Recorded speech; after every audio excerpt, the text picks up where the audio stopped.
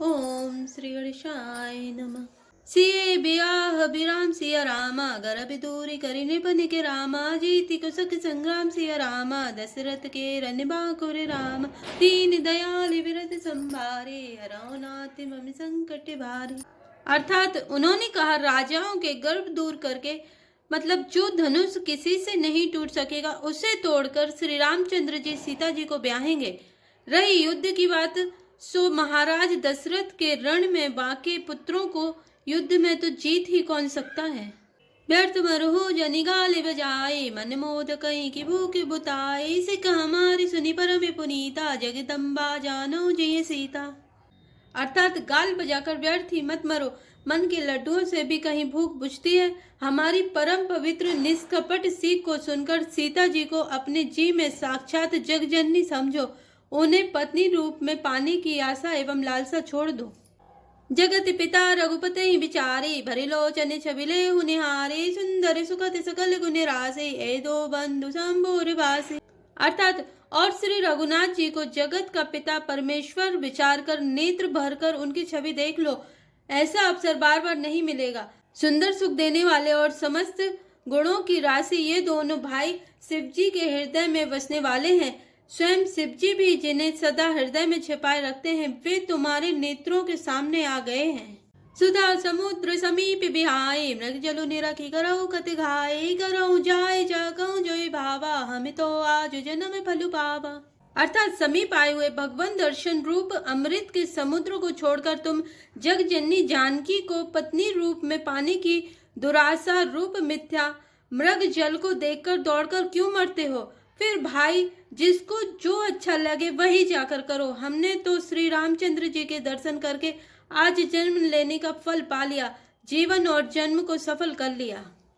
अस गई भले भूपे अनुरागे रूपे अनूपे बिलोक निलागे देखे सुर नभ चढ़े विमाना बरसई सुमन करई कल गाना। अर्थात ऐसा कहकर अच्छे राजा प्रेम मग्न होकर श्री राम जी का अनुपम रूप देखने लगे। मनुष्यों की तो बात ही क्या, देवता लोग भी आकाश से विमानों पर चढ़े हुए दर्शन कर रहे हैं और सुंदर गान करते हुए फूल बरसा रहे हैं। जानी सुअब सरुसिय तब रामा पठई जनक बोलाई सिया रामा चतुर सखी सुंदर सकल रामा सादर चली लवाई सिया रामा दीन दयाल विरत संभारे हरौनाथ मम संकट भारी। अर्थात तब सुअवसर जानकर जनक जी ने सीता जी को बुला भेजा। सब चतुर और सुंदर सखियां आदर पूर्वक उन्हें लेवा चली। से शोभा नहीं जाई बखानी जगदम्बिका रूप गुण खानी उपमा सकल मोहि लघु लागी प्राकृत नारी अंग अनुरागी। अर्थात रूप और गुणों की खान जगजननी जानकी जी की शोभा का वर्णन नहीं हो सकता। उनके लिए मुझे काव्य की सब उपमाएं तुच्छ लगती हैं क्योंकि वे लौकिक स्त्रियों के अंगों से अनुराग करने वाली हैं। अर्थात वे जगत की स्त्रियों के अंगों को दी जाती हैं।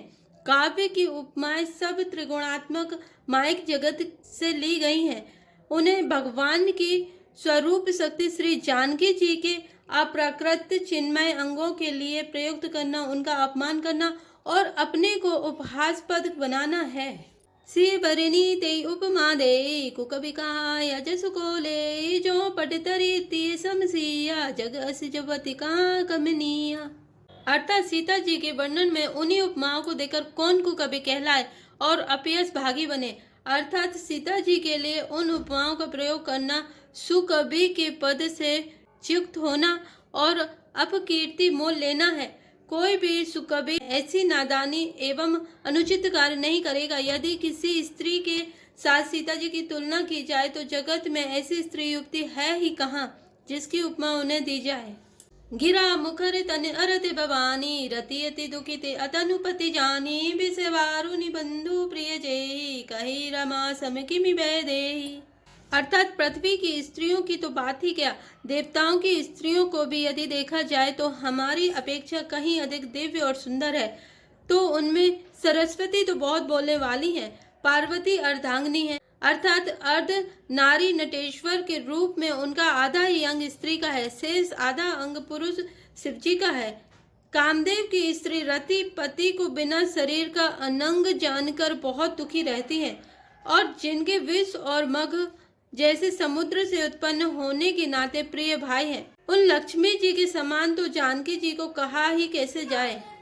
जो छवि सुधा भयो निधि होई, परमि रूप मय कच्छप सोई, शोभा रजु मंदरु सिंगारु, मदय पानी पंकज निज मारु। अर्थात जिन लक्ष्मी जी की बात ऊपर कही गई है वे निकली थी खारे समुद्र से, जिसको मथने के लिए भगवान ने अति कर्कश पीठ वाले कच्छप का रूप धारण किया। रस्सी बनाई गई, महान विषधर बासुकी नाग की मथानी का कार्य किया। अतिशय कठोर मंदराचल पर्वत ने और उससे मथा सारे देवताओं और दैत्यों ने मिलकर। जिन लक्ष्मी जी को अतिशय शोभा की खान और अनुपम सुंदरी कहते हैं, उनको प्रकट करने में हेतु बने ये सब असुंदर एवं स्वाभाविक ही कठोर उपकरण। ऐसे उपकरणों से प्रकट हुई लक्ष्मी श्री जानकी जी की समता को कैसे पा सकती हैं? हाँ, इसके विपरीत यदि छवि रूपी अमृत का समुद्र हो, परम रूप में कच्छप हो, शोभा रूप रस्सी हो, श्रृंगार रस पर्वत हो और उस छवि के समुद्र को स्वयं कामदेव अपने ही कर कमलों से मथे। ऐ विधि उपजय लच जब रामा, सुंदरता सुखमूल सिया रामा, तदपि सकोच समित कवि रामा, कहीं सिये समितुल सिया रामा, दीन दयाल बिरत संभारे, हराओ नाथ मम संकट भारे। अर्थात इस प्रकार का संयोग होने से जब सुंदरता और सुख की मूल लक्ष्मी जी उत्पन्न हो तो भी कभी उसे बहुत संकोच के साथ सीता जी के समान कहेंगे। चली संग ले सखी सयानी, गावत गीत मनोहर बानी, सोह नवल तनु सुंदर सारे, जगत जननी अतुलित छवि भारे। अर्थात सयानी सखियां सीता जी को साथ लेकर मनोहर बाणी से गीत गाती हुई चली। सीता जी के नवल शरीर पर सुंदर साड़ी सुशोभित है। जग जननी की महान छवि अतुलनीय है। भूषण सकल सुदेश सुहाए, अंग अंग रचे सखिन बनाए, रंग भूमि जब से पगुधारी, देखी रूप मोहे नर नारी। अर्थात सब आभूषण अपनी अपनी जगह पर सुशोभित हैं, जिन्हें सखी ने अंग अंग में भली भांति सजाकर पहनाया है। जब सीता जी ने रंग भूमि में पैर रखा तब उनका दिव्य रूप देखकर स्त्री पुरुष सभी मोहित हो गए। हरि सुरन दुदुम्बि बजाए, बरसि प्रसूने अप्सरा गाए, पानी सरोज सोह जयमाला, अब चट चिते सकल भुआला। अर्थात देवताओं ने हर्षित होकर नगाड़े बजाए और पुष्प बरसाकर अप्सराएं गाने लगी। सीता जी के कर कमलों में जयमाला सुशोभित है। सब राजा चकित होकर अचानक उनकी ओर देखने लगे। सिए चकित चितरामयी चाहा, भय मोह बस सब नर नाहा, मुनि समीप देखे दो भाई, लगे ललकी लोचन निधि पाई। अर्थात सीता जी चकित चित्त से श्री राम जी को देखने लगी। तब सब राजा लोग मोह के बस हो गए। सीता जी ने मुनि के पास बैठे हुए दोनों भाइयों को देखा तो उनके नेत्र अपना खजाना पाकर ललचाकर वहां श्री राम जी में जा लगे, स्थिर हो गए। गुरुजन लाज समझ बड़ रामा, देखि सिए सकुचानि सिया रामा, लागे बिलोकन सकिन तन रामा, रघुवीर उर आनि सिया रामा, दीन दयाल विरध संभारे, हरौ नाथ मम संकट भारे। अर्थात परंतु गुरुजनों की लाज से तथा बहुत बड़े समाज को देखकर सीता जी सकुचा गईं।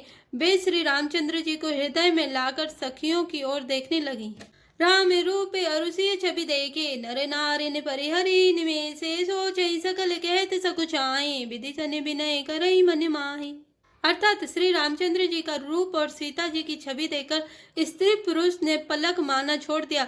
सब एकटक उन्हीं को देखने लगे। सभी अपने मन में सोचते हैं पर कहते सकुचाते हैं। मन ही मन वे विधाता से विनय करते हैं।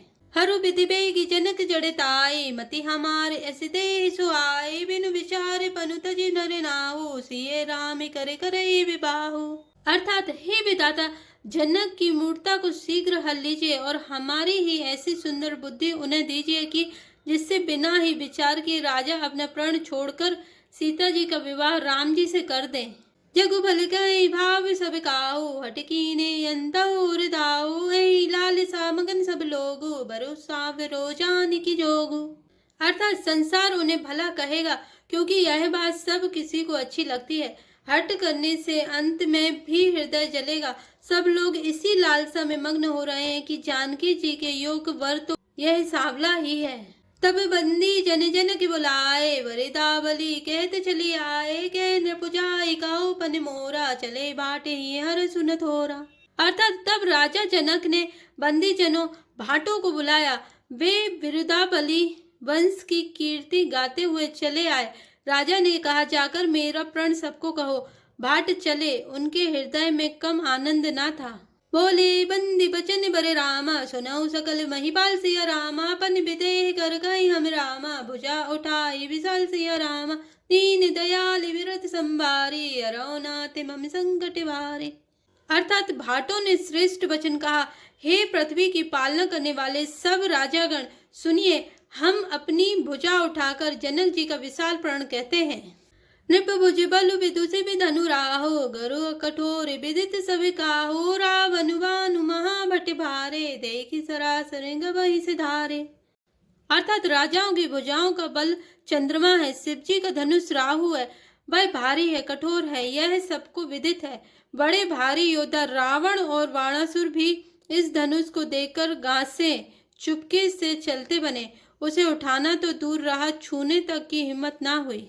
सोई पुरारी को दंडु कठोरा, राज समाज आज जोई तोरा। त्रिभुवन जय समेत बैदेही, विनय विचार बरई हटितेही।